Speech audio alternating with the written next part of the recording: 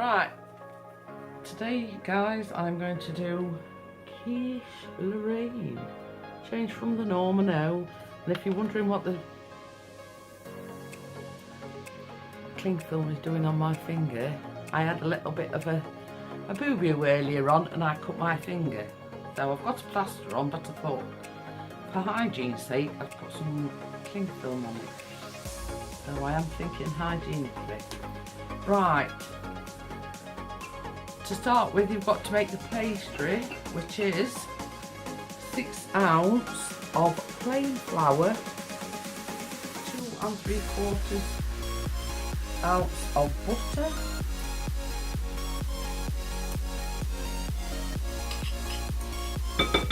that's for the pastry, and for the filling you're going to need 9 ounces of English cheddar grated.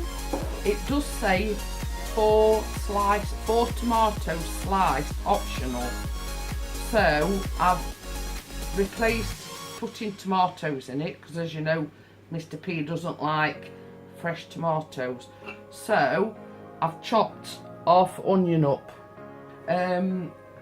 7 ounces of bacon chopped, but I've already bought it chopped and they're what you call Lord-ons.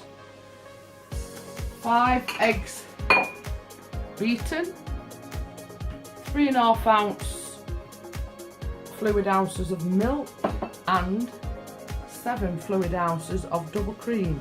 So what I might do is, before it goes in the oven, I've got some mixed herbs, so I'll just sprinkle a little bit of mixed herbs on top. And what I'm going to do, I'm going to try and chop this butter up a little bit into smaller pieces.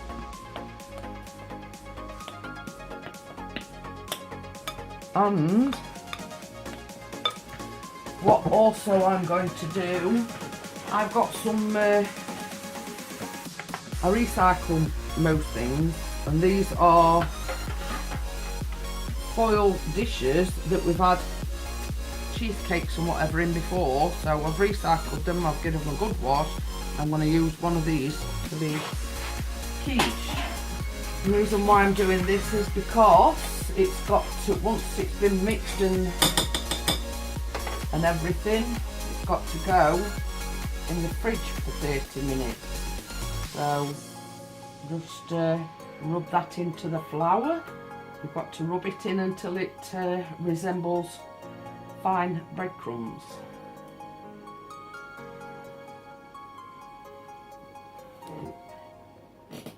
Try and do it one-handedly so I don't have to get my poorly finger anywhere near it. It probably will take a little bit longer. We're doing it with one hand, but it's basically you rub the butter into the flour.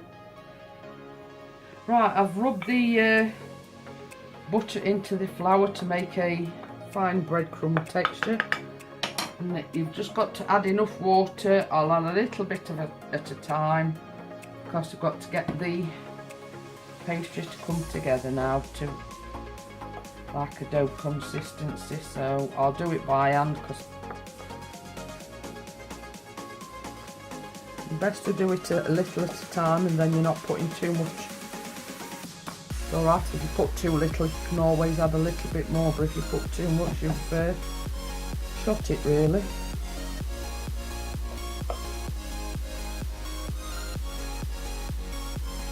just needs a little tiny bit more. I've had it on the work surface slightly, needed it a little bit. It's got to go, I've wrapped it in cling film, it's got to go in the fridge now for 30 minutes.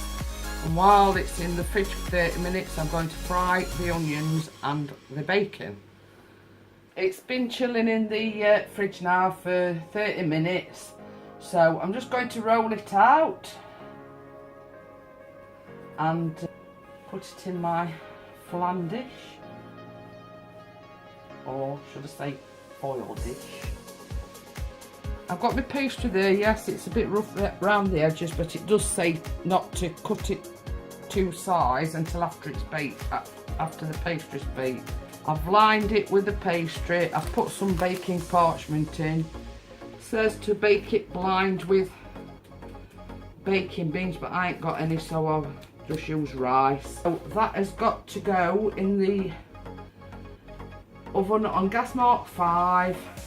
Bake it blind for 20 minutes, and then when it comes out, you take the rice and the parchment out, and then bake for another 5 minutes, and that's when you do the filling bit.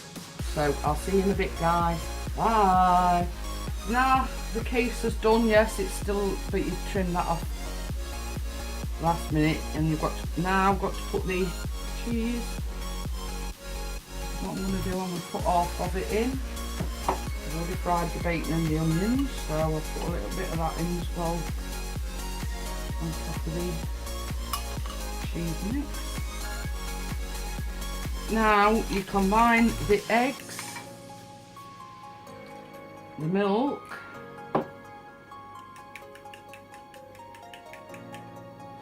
and the cream. This is ready to be poured over.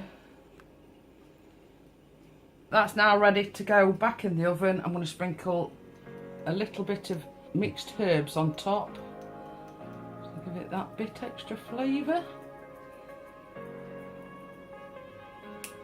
And that now needs to go back in the oven for 30 to 40 minutes on gas mark 3. I'll trim the pastry off when it's finally done in the oven. So I'll see you all later. Bye, see you in a little while. A few moments later. Here we are, the finished item. Doesn't that look delicious? Me and Mr. P are going to have that, or some with some salad for our tea, but I've just got to let it cool down a bit because it's been a bit hot. And I've trimmed the pastry off from round the edges, so that will be yummy yummy in my tummy in a little while when it's cooled down a bit. So I'll put all the ingredients in and the method in the description. And I shall see you probably again tomorrow because I am making apple fragipan tomorrow. So bye and see you all next time. Bye.